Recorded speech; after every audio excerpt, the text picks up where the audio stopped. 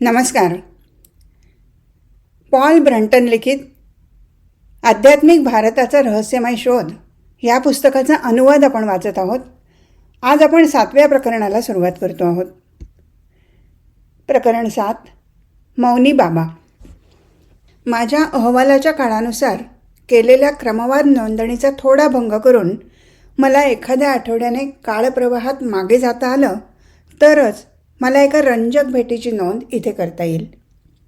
मी जेव्हा मद्रासच्या उपनगरात राहत होतो त्यावेळी मला भारतातील असाधारण व्यक्तींना भेटण्यात रुची होती. अशी एखादी व्यक्ती अस्तित्वात आहे का याविषयी मी शहरातील भारतीय लोकांच्या वर्तुळात देखील सविस्तर चौकशी करत होतो. अगदी न्यायाधीश, वकील, शिक्षक, व्यावसायिक इतकंच नव्हे तर 1-2 ख्यातनाम ईश्वरभक्तीपारायण लोकांच्याही मुलाखती घेतल्या. माझ्या व्यवसायातील थोड्याफार पत्रकार बांधवांच्या भेटीत काही तास रमलो. माझ्या या खटपटीत मला एक सहाय्यक संपादकही भेटला. त्यानेही त्याच्या तरुणपणी योगाचा खोलवर अभ्यास केल्याचं मला खाजगीत सांगितलं. त्यावेळी तो मनोनियमाच्या शास्त्रात सिद्धस्थ पुरुष असलेल्या एका व्यक्तीला शरण गेला होता. त्या गुरूचं 10 वर्षापूर्वी देहावसान झालं असलं तरी त्याच्या मनात त्यांच्याबद्दल आदर कायम होता. एकेकाळचा योगाचा हा विद्यार्थी अत्यंत आकर्षक आणि उच्च बुद्धीचा हिंदू जरूर होता, पण आज अशा उच्च दर्जाच्या योगाचा शोध कुठे लागू शकतो हे त्याला दुर्दैवाने माहीत नव्हतं. या भेटीव्यतिरिक्त मला अनेक अस्पष्ट कथा, मूर्ख दंतकथा आणि निरर्थक गोष्टींचा सामना करावा लागला. या खटपटीत मी अशा एका माणसाला भेटलो ज्याचा ख्रिस्तासारखा चेहरा आणि लांब जगा कदाचित वृक्ष पिकाडिली शहरात खळबळ माजवू शकला असता, पण तो स्वतःच उच्च पातळीच्या जीवनाच्या शोधात रखडत असल्याचं त्यानं मला सांगितलं. एक श्रद्धाळू भिक्षुक बनण्याच्या नादात त्याने खूप चांगल्या शेतीचा त्याग केला होता आणि संन्यास घेतला होता. जर मी इथेच राहून अंधकारात सापडलेल्या यातना भोगणाऱ्या भारतीयांची सेवा करायला तयार असलो तर तो मला त्याची सगळी संपत्ती देऊ करत होता. पण काय करणार, मी स्वतःच अज्ञानात भटकणारा, यातना सहन करणारा एक जीव होतो. असो, त्याचीही दानशूरता मग दुसरीकडे वळली. एके दिवशी एका ख्यातीप्राप्त योग्याविषयी माझ्या कानावर आलं. तो मद्रासपासून केवळ अर्ध्या मैलावर राहत होता. तरीही तो लोकांमध्ये फारसा मिसळत नसल्यामुळे त्याला ओळखणारे फार थोडे लोक होते. माझ्या उत्सुकतेला मूर्त स्वरूप प्राप्त होण्यासाठी मी लवकरच त्याला भेटायचं ठरवलं. एका शेतात मध्यभागी उंचच्या उंच बांबूच्या झाडाच्या चौकोनी कुंपणामागे दडलेलं असं ते एकांतातलं घर होतं. माझ्या सोबत्याने त्या कुंपणाकडे बोट दाखवत सांगितलं, तो योगी दिवसातील बहुतेक वेळ देहातीत समाधिस्थ अवस्थेत असतो, पण त्याचं दार वाजवलं किंवा त्याच्या नावाने हाका मारल्या तरी तो ऐकेल याची सुतराम शक्यता नव्हती. शिवाय आपण तसं केलं तर तो उद्धटपणाही ठरेल. एक ओबडधोबड दार त्या कुंपणात प्रवेश तर देत होतं, पण ते असं कुलूप बंद केलं गेलं होतं की आतल्या घरात शिरावं तरी कसं असा प्रश्न पडावा. तिथे अत्यंत नीरव शांतता होती. शेजारच्या रिकाम्या जागेतून आम्ही शेतात घराच्या अवतीभोवती चक्कर मारली आणि शेवटी आम्हाला असा एक मुलगा सापडला ज्याला त्या योग्याच्या सेवकाचं घर माहीत होतं. एक लांबलचक वळण घेऊन आम्ही त्या जागी पोचलो. तो माणूस पगारदार नोकर वाटत होता. आम्ही तिथे जाताच त्याची बायको आणि भरपूर मुलं बाहेर येऊन आमच्याकडे उत्सुकतेने पाहू लागली. आमच्या अवतीभोवती फिरूही लागली. आम्ही आमची इच्छा त्या माणसाला सांगितली. यावर त्याने आम्हाला मदत करायला नकार दिला. कधीही न बोलणारा ऋषी वाटेने जाणाऱ्या कोण्याही भटक्या माणसाला भेटत नाही असं सांगून हा ऋषी संपूर्ण एकांतवासात राहत असल्याचं सांगितलं.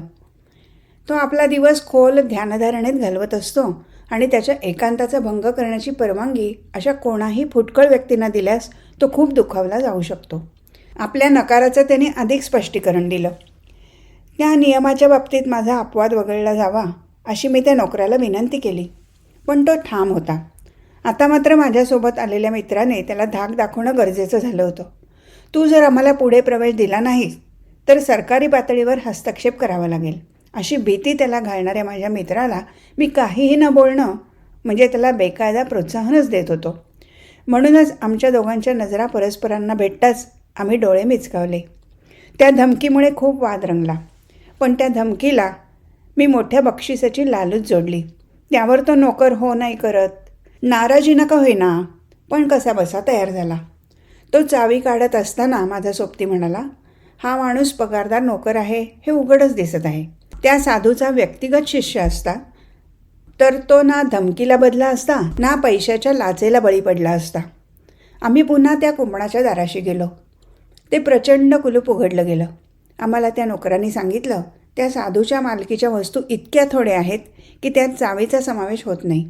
ती नोकराजवळच असते. तो साधू त्या कुंपणाआड बाह्य जगापासून कुलूपबंद असतो आणि नोकर येईपर्यंत त्याच्यासाठी बाहेर येण्या जाण्याचं कोणतंच साधन नसतं. नोकर दिवसातून 2दा भेटीला जायचा.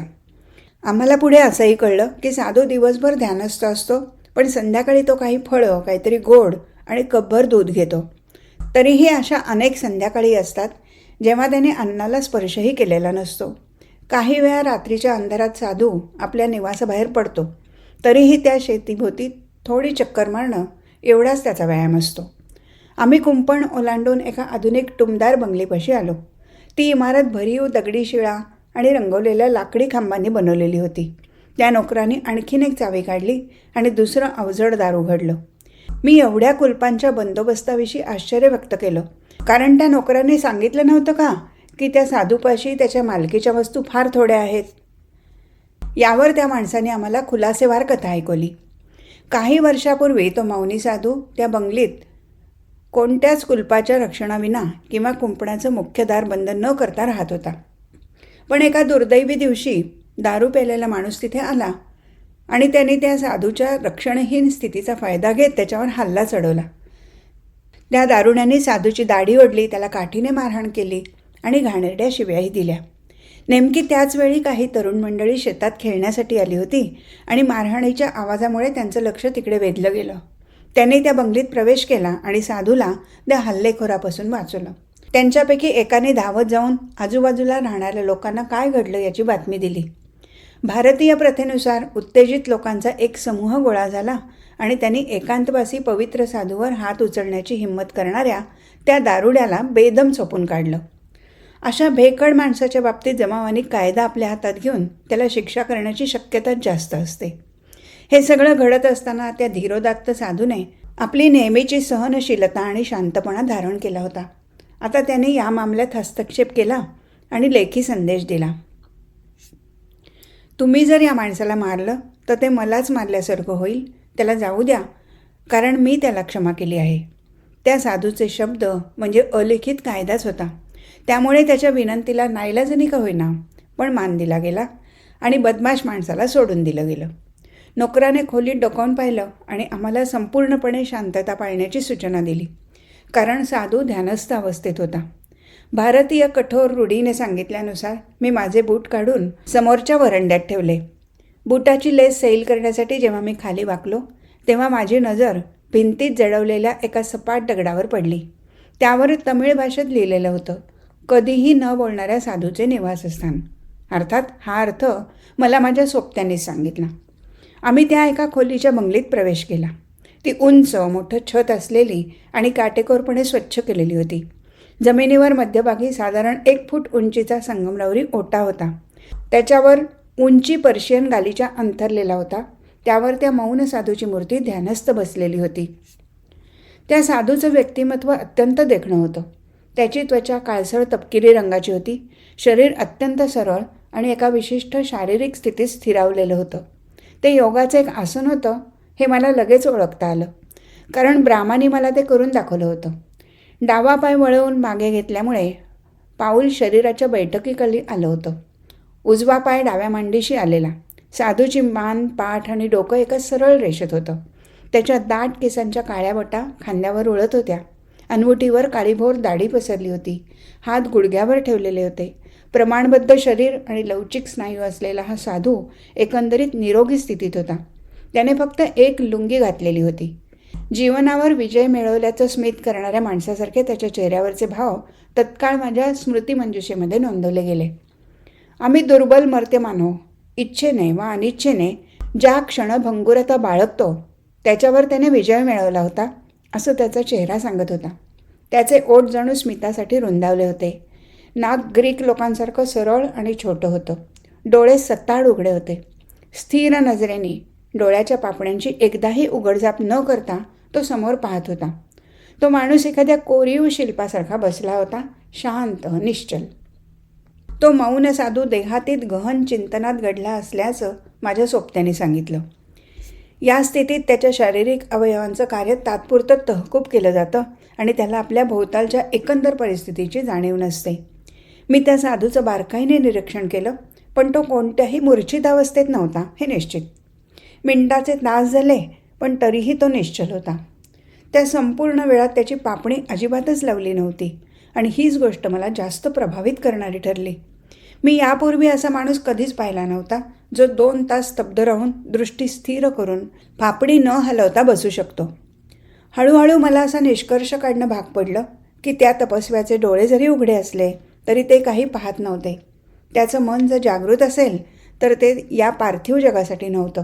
त्याचे शारीरिक अवयव जणू निद्रिस्त झाले होते. त्याच्या डोळ्यातून अधूनमधून एखादा अश्रुबिंदू ओघळायचा. त्याच्या न लवणाऱ्या पापण्या अश्रुग्रंथींना त्याचं नियमित कार्य करण्यापासून परावृत्त करत होत्या हे यातून स्पष्ट होत होतं. तितक्यात छतावरून एक हिरवी पाल उतरली. गालिच्यावरून सरपटत साधूच्या पायावर चढली आणि तिथून मागच्या संगमरवरी ओट्याकडे गेली. ती दगडी भिंतीवर जरी सरपटली असली तरी तिला योग्याच्या पाया इतकी सपाटी आढळली नसती.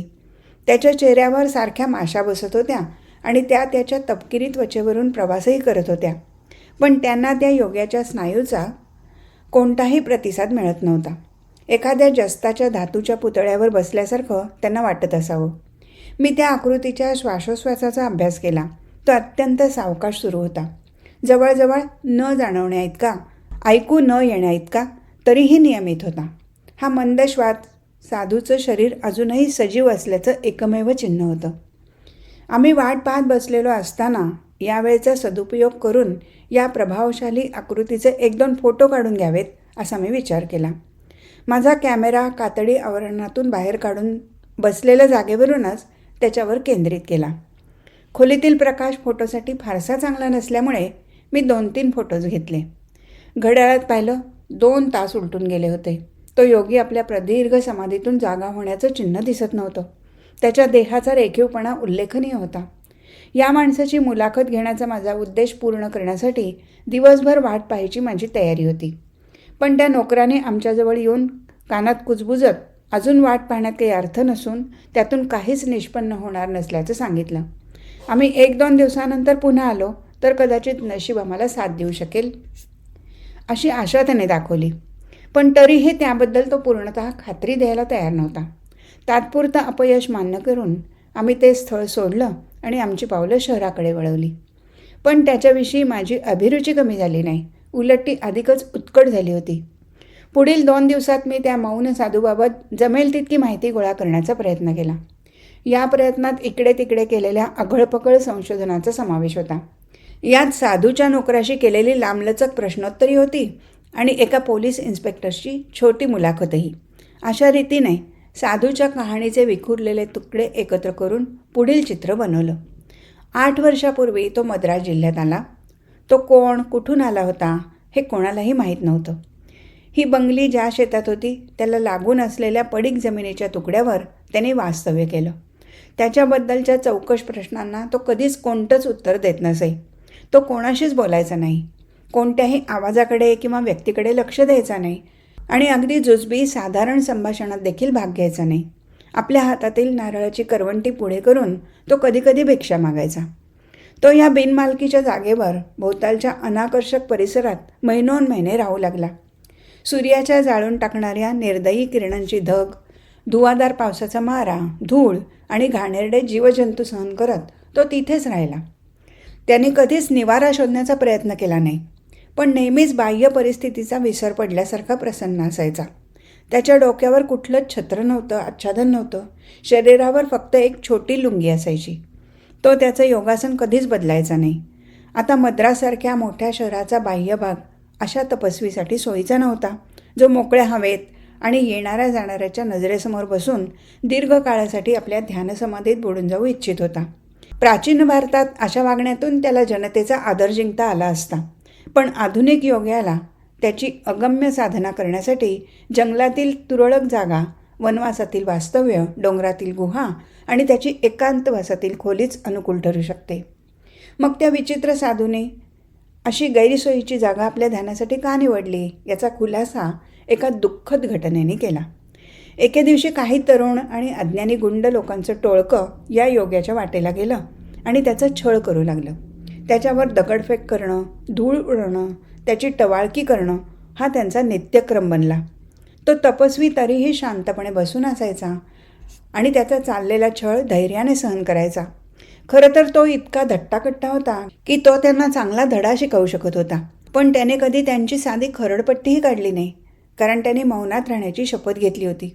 तिथून जाणारा एक वाटसरू तिथे येईपर्यंत हे जंगली तरुण रोजच्यासारख्या त्या योग्याचा छळ करण्याच्या कार्यक्रमात मग्न होते. एका पवित्र माणसाची अशी अवहेलना पाहून त्या आगंतुकाला धक्काच बसला.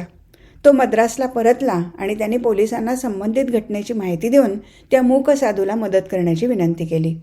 पोलिसांनी तातडीने मदत पुरवली आणि त्यांनीच टोळक्याला धमकी देऊन हाकलून दिलं. या घटनेनंतर एका पोलीस अधिकाऱ्यांनी त्या तपस्व्याविषयी चौकशी करायचं ठरवलं, पण त्याच्याविषयी माहिती सांगू शकणारा एकही माणूस त्याला आढळून आला नाही. शेवटी त्याला या योग्यालाच प्रश्न विचारणं भाग पडलं. कायद्याच्या अधिकारात त्याने सगळं काही केलं. बरीच काकू केल्यानंतर योग्याने त्याची संक्षिप्त माहिती एका पाटीवर लिहून त्या अधिकाऱ्याला दिली. ती काहीशी अशी होती: मी मर्कयारचा विद्यार्थी आहे. माझ्या गुरूंनी मला पठार ओलांडून दक्षिणेकडे मद्रासला जाण्याचे आदेश दिले. त्यांनी मला जमिनीच्या या तुकड्याचं वर्णन करून तिथपर्यंत जाण्याचा मार्ग खुलासेवार सांगितला होता. त्यांनी मला इथे वास्तव्य करायला आणि योगाभ्यासात पारंगत होईपर्यंत इथेच राहून नियमित सराव करायला सांगितलं. मी ऐहिक जगाचा त्याग केला असून एकाकी राहू इच्छितो. मला मद्रासच्या मामल्यात काहीच रस नाही आणि आध्यात्मिक वाटेवरून पुढे जाण्याशिवाय इतर काहीच करण्याचा प्रयत्न मी करत नाही. हा माणूस खरोखरच उच्च कोटीचा फकीर असल्याचं त्या पोलीस अधिकाऱ्याला जाणवलं. त्यामुळे यापुढे अशा गुंड मवाली लोकांपासून रक्षण देण्याचं वचन देऊन तो तिथून निघून गेला. नुकतेच देहावसान झालेले मरकयार हे प्रसिद्ध मुस्लिम फकीरांपैकी एक होते हे त्याला माहीत होतं. वाईटातून काहीतरी चांगलं निपजतं अशी एक जुनी म्हण आहे. या वाईट घटनेचाही परिणाम असा झाला की जनसंपर्क टाळणाऱ्या या साधूचं अस्तित्व मद्रासमधील श्रीमंत आणि भाविक लोकांना कळून आलं. त्यांनी या साधूला उत्तम घरात निवास करण्याचं आमिष दाखवून शहरात येण्यासाठी त्याचं मन वळवण्याचा प्रयत्न केला. पण तो साधू आपल्या गुरूच्या आज्ञेचं उल्लंघन करणारा नव्हता. शेवटी ज्या जागेवरून दूर जायला साधूने नकार दिला होता त्या जागेजवळच या नव्या आश्रयदात्यांना दगड आणि लाकडाचा वापर करून ही बंगली बांधावी लागली. साधूने तिथे राहायला संमती दिली. या इमारतीला छत असल्यामुळे यापुढे या साधूला बदलत्या ऋतूच्या तीव्रतेपासून संरक्षण मिळणार होतं. त्याच्या आश्रयदात्यांनी त्याच्यासाठी एका नोकराची देखील व्यवस्था केली. आता तो नोकर त्याच्यासाठी खाद्यपदार्थ आणत असल्यामुळे साधूला त्यानंतर अन्नासाठी भिक्षा मागायचीही गरज उरली नाही. त्याचा गुरु मरकयारला या दुःखद अनुभवाचा असा सुखद परिणाम आपल्या दूरदृष्टीत दिसला असो वा नसो, पण त्याच्या शिष्याची आत्ताची स्थिती पूर्वीपेक्षा खूपच चांगली होती हे खरं. या मौन साधूचा एकही शिष्य नव्हता हेही मला समजलं. त्याने अशा एखाद्या शिष्याचा शोध घेतला नाही आणि कोणाचाही शिष्य म्हणून स्वीकारही केला नाही. तो अशा विजनवासियांपैकी एक होता जे आत्म्याच्या आध्यात्मिक मुक्तीसाठी एकांतवासात अज्ञातवासात राहणं पसंत करतात. अशी आध्यात्मिक मुक्ती खरोखरच इतकी मोलाची असेल तर आमच्या पाश्चात्य नजरेनुसार त्यांचं वागणं स्पष्टपणे स्वार्थीपणाचं वाटतं. तरीही या साधूची त्या दारुड्याबद्दलची अतीव क्षमाशीलता आणि त्या तरुण मवाल्यांचा बदला घेण्यास दिलेला नकार आठवला म्हणजे त्याला स्वार्थी म्हणता तरी येईल का असा विचार पडतो. त्या मौन साधूची मुलाखत घेण्याचा आणखी एक प्रयत्न मी 1-2 माणसांच्या मदतीने केला. त्यापैकी एक होता माझा दुभाषी आणि दुसरा इतर कोणी नसून तो योगी ज्याने मला इतकं काही शिकवलं होतं. होय, तो होता ब्राह्मा, ज्याला मी प्रेमाने अड्ड्यार तीरावरील तापसी म्हणायचो. ब्राह्माला कधीच शहराची ओढ नव्हती, पण मी जेव्हा त्याला माझ्या भेटीचा हेतू कळवला आणि त्याने माझ्यासोबत यावं अशी इच्छा व्यक्त केली तेव्हा तो विनातक्रार यायला तयार झाला. कुंपणाजवळच आम्हाला आणखी एक पाहुणा भेटला ज्याने आपली मोठी गाडी रस्त्याच्या कडेला लावली होती आणि त्याच हेतूने शेत पार करून जात होता. त्याला देखील त्या मौन साधूला पाहायची इच्छा होती. आमच्या अल्पशा संवादात तो गढवालच्या राणीचा भाऊ होता हे समजलं. गढवाल हे एक छोटं राज्य होतं आणि तिथला राजा हैदराबादच्या निजामाचा मांडलिक होता. साधूच्या या निवाऱ्याच्या देखभालीसाठी लागणाऱ्या खर्चात तोही आपला वाटा नियमितपणे आणि आग्रहाने देत होता आणि अशा रीतीने तो त्या साधूचा आश्रयदाता होता. तो मद्रासच्या अल्प दौऱ्यावर आला होता, पण साधूचं दर्शन आणि शक्य झालं तर त्याचा आशीर्वाद घेतल्याशिवाय शहर सोडू शकत नव्हता. त्या पाहुण्यांनी वर्णन केलेल्या पुढील गोष्टीवरून त्या साधूच्या आशीर्वादाची महत्ता दिसून येत होती. गढवाल दरबारातील एका स्त्रीच्या मुलाला असाध्य रोगाने ग्रासलं होतं. काहीशा विचित्र योगायोगाने मौन धारण केलेल्या या साधूबद्दल तिच्या कानावर आलं. आपल्या मुलाच्या प्रेमापोटी तिने मद्रासपर्यंत धाव घेऊन या तपस्व्याकडे येऊन त्याच्या आशीर्वादाची भीक मागितली होती. आपल्या बाळाला बरं करण्याची विनंती तिने त्या साधूला केली. साधूने बाळाला आशीर्वाद दिला आणि त्या दिवसापासून त्या मुलाच्या परिस्थितीत झपाट्याने बदल झाला. तो बरा होऊ लागला. ही घटना राणीला समजताच तिनेही त्या तपस्वी साधूचं दर्शन घेतलं. त्यावेळी महाराजांनी त्याला 600 रुपयांची थैली देऊ केली, परंतु तिचा त्याने स्वीकार केला नाही. राणीने वारंवार आग्रह केल्यावर त्याने लिहून सांगितलं की या पैशाचा विनियोग त्याच्या निवासस्थानाभोवती कुंपण घालण्यासाठी करण्यात यावा, त्यामुळे त्याला अधिक एकांत लाभेल. राणीने तशी व्यवस्था केली आणि अशा रीतीने हे बांबूचं कुंपण उभारलं गेलं. साधूच्या नोकराने आम्हाला पुन्हा बंगलेत घेतलं. तो साधू आमच्या पहिल्या भेटीच्या वेळी जसा आढळून आला होता तसाच देहातीत ध्यानमग्न अवस्थेत दिसला. आम्ही जमिनीवर बसून त्या संगमरवरी चौथऱ्यावर बसलेल्या उंच भव्य काळ्या धाडीच्या विभूतीसमोर शांतपणे वाट पाहत बसलो. दुसरा तास अर्धा सरल्यावर आम्हाला साधूच्या शरीराच्या हालचालीचं पहिलं चिन्ह दिसलं. त्याचा श्वास जास्त गहन आणि श्रवणीय झाला. पापण्यांची हालचाल झाली. बुबळं वरवर जात राहिली आणि नंतर ती खालच्या दिशेने वळली. ती सामान्य स्थितीत आली आणि त्याचं धड थोडं एका बाजूला कल्ल्यासारखं झालं. 5 मिनिटांनंतर साधूच्या डोळ्यातील भाव इतके बदलले की आता त्याला भोवतालच्या परिस्थितीचं भान आलं होतं. त्याने आधी बारकाईने माझ्या दुभाषाचं निरीक्षण केलं. नंतर अचानक मस्तक वळून ब्राह्माकडे आणि नंतर दुसऱ्या पाहुण्याकडे पाहिलं. पुन्हा मान वळवून माझ्यावर नजर टाकली. मी लगेच ती संधी साधून त्याच्या पायाशी कागद आणि पेन्सिल ठेवली. तो थोडा वेळ घुटमळला. मग पेन्सिल हातात घेऊन फर्राटेदार तमिळ भाषेत लिहिलं. त्या दिवशी इथं येऊन कोणी फोटो काढण्याचा प्रयत्न केला होता? हे कृत्य मीच केल्याचं मान्य करणं मला भाग होतं. खरं तर माझा प्रयत्न फसला होता, कारण फोटो चांगले आलेच नव्हते. त्याने पुन्हा लिहिलं, यापुढे तुम्ही जेव्हा सखोल ध्यानावस्थेत असणाऱ्या योग्यासमोर जाल तेव्हा त्याला अशा कृतीनं विचलित करू नका. त्याचं ध्यानभंग करण्याचा प्रयत्न करू नका. माझ्या स्वतःच्या बाबतीत म्हटलं तर मला त्याने काही विशेष फरक पडत नाही, पण भविष्यात तुम्ही जेव्हा इतर योग्यांना भेटण्याचा प्रयत्न कराल तेव्हा तुम्हाला मार्गदर्शन लाभावं यासाठी मी हे तुम्हाला सांगत आहे. त्याच्या ध्यानसमाधीत अशा तऱ्हेचा विक्षेप आणणं त्याच्यासाठी धोकादायक असतं. ते तुम्हाला शाप देऊ शकतात. माझ्या या वागण्याकडे अशा माणसाच्या एकांताचा भंग करणारी अनुचित क्षुल्लक कृती एवढ्याच नजरेनं पाहिलं गेलं होतं. मी देखील माझ्या कृत्याबद्दल त्याची माफी मागितली. आता गढवालच्या राणीच्या भावाने त्या साधूच्या चरणी आपली श्रद्धासुमनं वाहिली. त्यानंतर भारतातील प्राचीन ज्ञानाविषयी गहन अभिरुची ठेवणारा या नात्याने मी माझी ओळख करून देण्याचं धाडस केलं. साधू तसाच बसून राहिला, निष्क्रिय. त्याच्या चेहऱ्यावर प्रतिक्रियेचे कोणतेच भाव उमटले नाहीत. जवळपास 10 मिनिटं त्याच्या चेहऱ्यावर माझी विनंती ऐकल्याचं कोणतंच चिन्ह दिसत नव्हतं.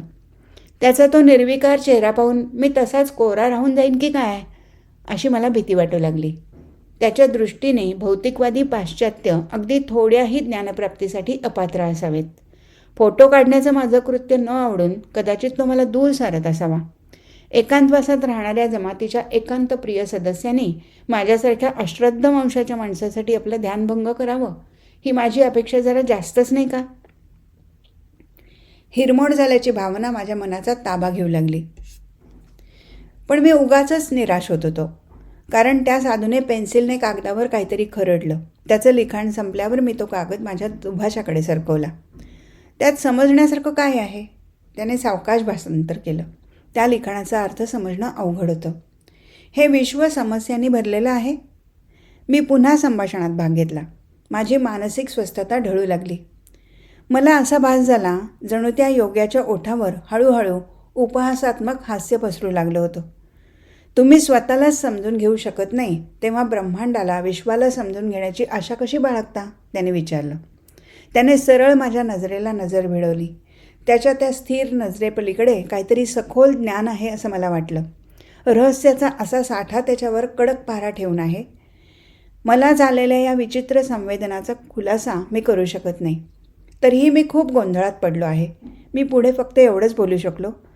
मग शुद्ध ज्ञान, अमृताचा प्रचंड साठा तुझी वाट पाहत असताना तू एखाद्या मधमाशीसारखा ज्ञानाच्या मधाचा एक एक थेंब गोळा करण्यासाठी इतरत्र का भटकत आहेस?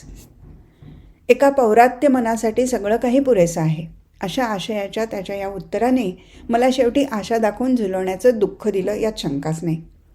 त्याची गूढ मोहक रमणीयता एखाद्या कवीप्रमाणे मला मुग्ध करत होती. पण जीवनातील काही समस्या सोडवण्यात ते महत्त्वाचं योगदान देऊ शकतील अशा आशेने त्यांच्याकडे पाहतो तेव्हा माझी दृष्टी अंधुक होते. पण एखाद्याने त्याचा शोध घ्यायचा तरी कुठे? स्वतःचा शोध घ्या, म्हणजे तिथे खोलवर दडलेलं आंतरिक सत्य तुम्हाला आपोआपच कळेल, उत्तर आलं. पण मला तर तिथे फक्त अज्ञानाचा रितेपणा दिसतो. मी माझा आग्रह चालू ठेवला. अज्ञान केवळ तुमच्या विचारात आहे, त्याने त्रोटकपणे लिहिलं. माफ करा गुरुजी, पण तुमच्या उत्तराने मला अज्ञानाच्या डोहात अधिक बुडवलं आहे. त्या साधूने माझ्या धाडसी उत्तरामुळे मनापासून स्मित केलं. तो थोडा वेळ घुटमळला, भुवया उंचावल्या आणि नंतर लिहिलं, तुम्ही स्वतःचा विचार वर्तमानातील अज्ञानात करीत आहात. आता आत्मअनुभूती समान असणाऱ्या ज्ञानाच्या आधारे विचार केला असता स्वतःला जाणू शकाल. विचार हे एखाद्या बैलगाडीसारखे असतात. ते माणसाला डोंगरातील बोगद्याच्या अंधकारात नेतात. त्या बैलगाडीला मागे वळवा, म्हणजे तुम्ही प्रकाशात आणले जाल. मी त्याच्या बोलण्यावर चिंतन केलं, पण त्याने माझा गोंधळ अधिकच वाढला.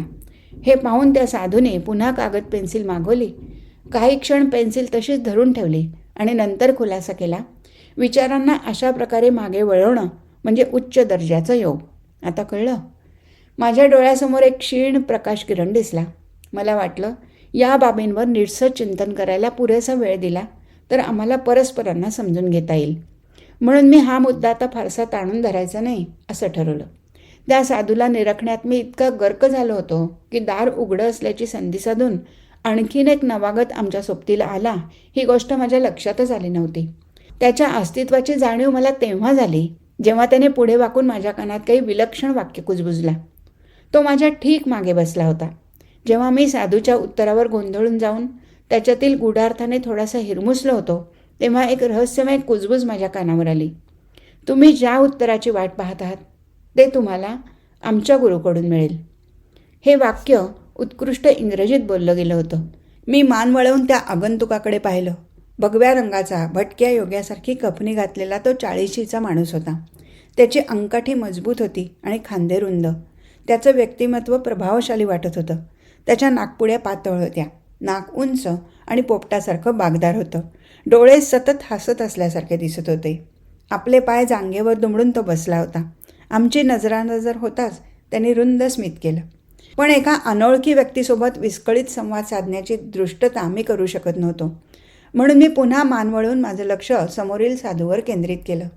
माझ्या मनात आणखी एक प्रश्न उभा राहिला. कदाचित तो माणूस अतिधाडसी किंवा अप्रस्तुत असू शकतो. गुरुजी, जगाला मदत हवी आहे. तुमच्यासारख्या सुज्ञ लोकांनी अशा वेळी अज्ञातवासात एकांतात राहणं कितपत योग्य आहे? तपस्व्याच्या शांत मुद्रेवर चेष्टेखोरपणाचे भाव उमटले. त्याने उत्तर दिलं, बाळा, जेव्हा तू स्वतःलाच समजू शकत नाहीस तेव्हा तू मला स्वप्नातही कसा समजू शकशील? आत्म्याच्या गप्पा मारण्यात काहीच हाशील नाही. योगाचा सराव करून स्वतःमध्ये प्रवेश करण्याचा प्रयत्न कर. या मार्गावर तुला खूप कष्ट घ्यावे लागतील, पण मग समस्या आपोआपच सुटतील. त्याच्याकडून आणखी थोडं काढून घेण्याचा शेवटचा प्रयत्न करत मी विचारलं, आज जगाकडे ज्ञानाचा जो प्रकाश आहे त्यापेक्षा अधिक तीव्र प्रकाशाची त्याला गरज आहे. त्याचा शोध घेऊन तो जगाला वाटायला मला आवडेल. त्यासाठी मी काय करावं? जेव्हा तुला सत्य कळून येईल तेव्हा मानवतेच्या सेवेसाठी तुला काय करायला हवं हे नेमकं समजेल. मग त्यासाठी लागणाऱ्या शक्तीचा अभावही तुला जाणवणार नाही. जर फुलात मध असला तर मधमाशी आपोआपच त्याचा शोध घेत येते.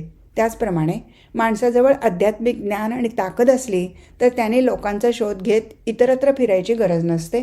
न बोलवता तेच आपोआप त्याच्याकडे येतात. तुझा आंतरिक स्व तुला पूर्णतः कळेपर्यंत त्याची जोपासना कर.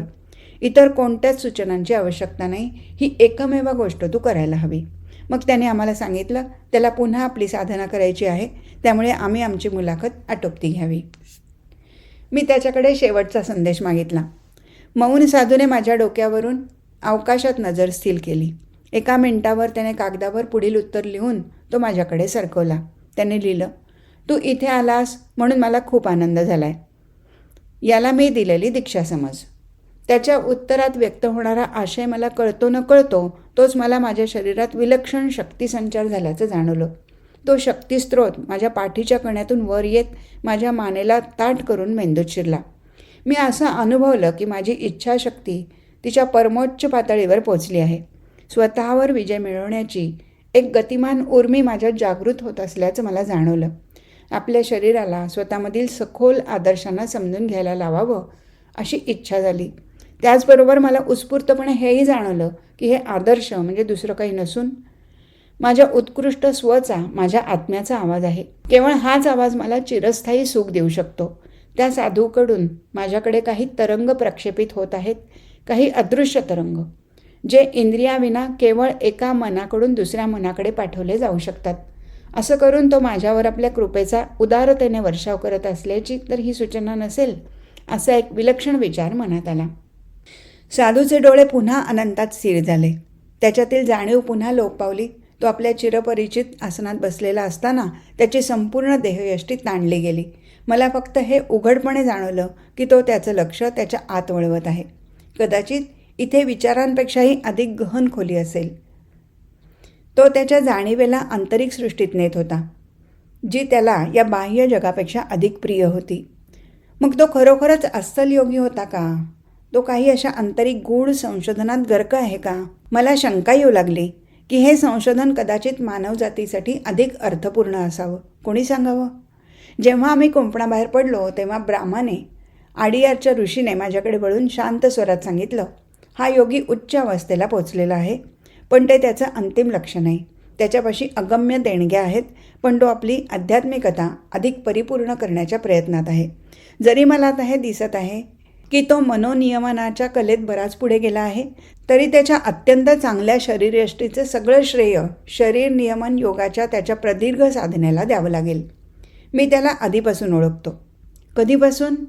तो जेव्हा इथे उघड्या जागेवर या बंगलीविना राहत होता तेव्हा मी त्याला पाहिलं होतं. तो कोण होता हे मी तेव्हाच ओळखलं होतं. माझ्याच मार्गाचं अनुकरण करणारा अभ्यासक योगी.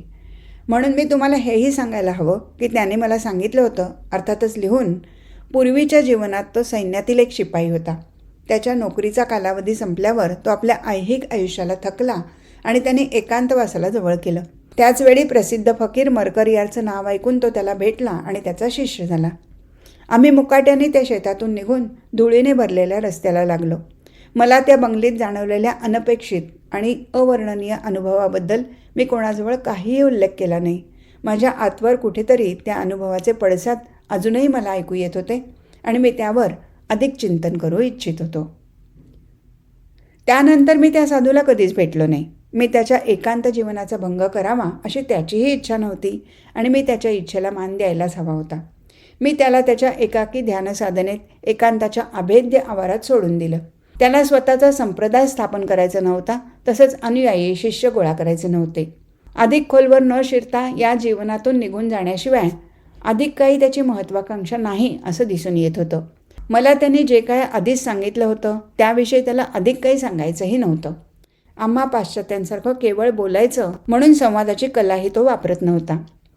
आज इथेच थांबू. हरिओम तत्सत.